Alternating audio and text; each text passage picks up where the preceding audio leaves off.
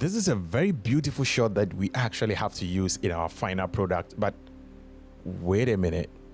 This doesn't look really great. It looks a little bit shaky and it looks like a shot with a camera which is not really that heavy. We need to change that. But how can we do this? I have an idea. Let's open Adobe Premiere Pro and throw Web Stabilizer on this footage to stabilize it. Go to Effects, Web Stabilizer, drag, drop, analyzing. Okay, and then it is done. Let's take a look at our results.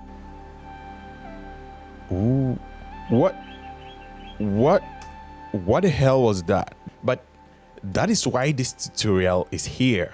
I want to actually teach you how to do this the right way to kind of avoid all these wobbly things that usually happen when you find shots like this which are virtually impossible to stabilize. We are going to be doing this in Adobe After Effects. Don't be scared. This is just something simple and I promise to keep it very simple. So let's go ahead and delete what we've done on this so that we don't carry it to After Effects. We delete. Then all we need to do now is just to right click on our footage and say replace with After Effects composition. Then voila, we have After Effects opened already. Now all we need to do is just to name our project. Then probably I'm going to name this as Effects.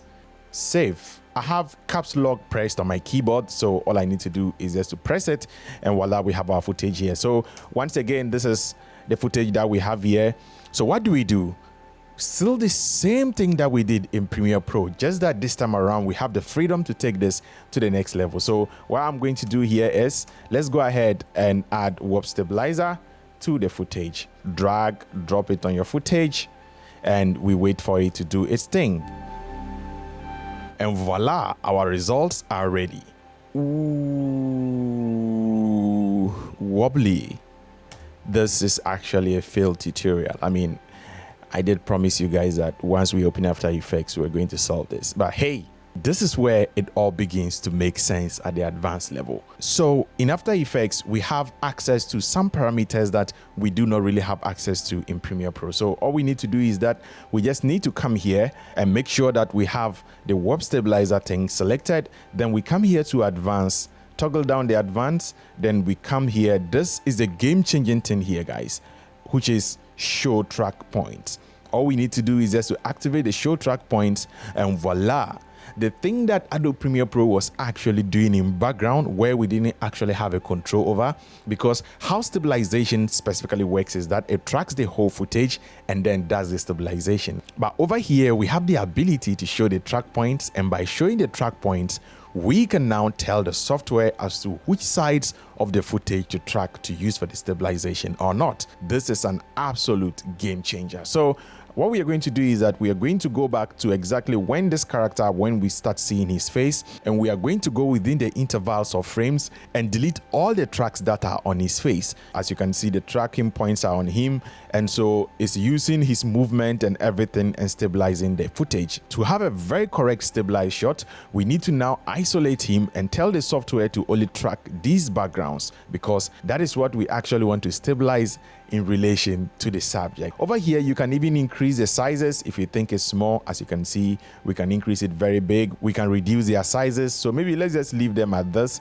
so that you guys can get to follow along very well. So let's start by deleting all the track points on this guy. So all we need to do is just to click outside and hold your mouse and drag around his face. Make sure to drag to all the areas that cover his face. So now we go to your keyboard and you select delete. Now it has deleted those points. All we need to do is to move to the next frame. But what I've realized is that if we want to continue doing, and anytime you finish doing that, it will recalculate again and do the stabilization. And that is exactly how the whole magic happens. Now, instead of going frame by frame, sometimes I just go like 10-15 frames interval so that I don't have to sit down and go exactly every frame by frame. So what I do is that I just move, and once I see them reappear again, we just go ahead, draw the whole circle on what we want to isolate, click on delete on our keyboard again, move forward and wait for this. Okay, at this point it comes on his face again. We go ahead, select all the points, delete them, move to the next point. They appear on his face again, so we go select all the points, we delete them again, You can increase the interval. You can also keep it really short. It all depends on you. Any sort of point that tracks him just has to go at this particular point in time. So we go again, we select him, we isolate, delete. And sometimes one thing I've realized is that you can easily click on delete and it will delete the whole effect. If that happens, just click on Ctrl Z or undo to bring back the initial effect. So please kindly take note, because I've gone through that on several occasions. So just take note of that. Let's select this once again, delete. I think these two here can go. And trust me, if you use this technique, almost every shot from now onwards, you'll be able to stabilize it, because you realize that some shots are there. Once you stabilize them, you begin to get those kind of wobbly effect happening all over the place. So hey, this is one of the techniques that I actually discovered a while ago, some few years back, and I have been using it on almost every single shot that I do, because I actually shoot on low budget most of the times, and so I don't really have very high-end equipment to hold my camera yet. My camera is a Panasonic G7 most of the times, and in cases where I'm not even shooting with a G7, I'm probably shooting with my Blackmagic. And with the Blackmagic, again, it does not have any form of internal stabilization, and so it's pretty much very hard, especially if you want to keep your camera moving on different kinds of gadgets. It's hard to keep it stable, and so that is where this technique actually comes in handy. And so once after shooting, I put my footage here and bring it to After Effects and do the manual tracking or deleting of the tracks, so that I can confidently tell the software what to track and what not to track.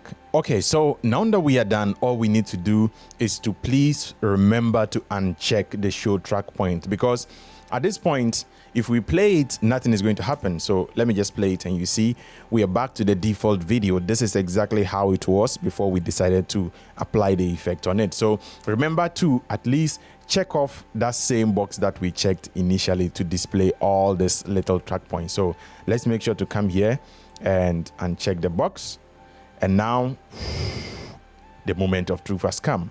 Let's see if this technique actually worked.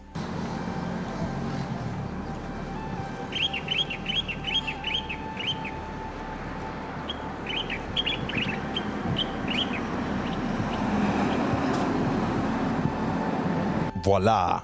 So as you can see, pretty much very great results. This is what we started with.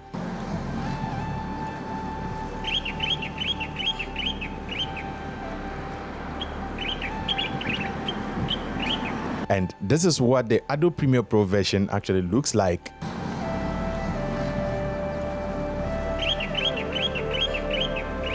And this is what using the advanced technique also actually looks like.